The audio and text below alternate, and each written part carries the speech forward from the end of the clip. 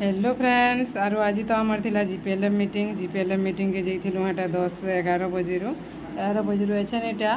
1 बाजी करी 16 मिनिट हो गलान मुझे आम जन्माष्टमी पूजा निकरी भी कली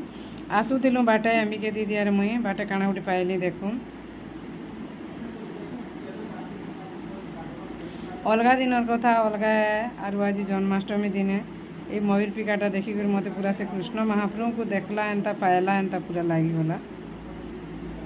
आपण मैंने किए काଣା भावुवे कथा प्रति मुझे कही नहीं पारे बाकी मोर चिंताधाराटा जाना मुई आपण मान संगे शेयर कली आशा करुचे वीडियोटा भल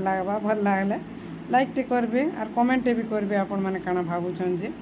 भल कमेंट करबे खराब कमेंट नहीं करबे संसार जिते लोग फेसबुक चलाउथसन देखबे कमेंट किए ताके किए काଣା करिछे बोली सेने जदि भी आपनकर नारे खराब कमेंट बाहरी बेले केनता लागबा आपनकर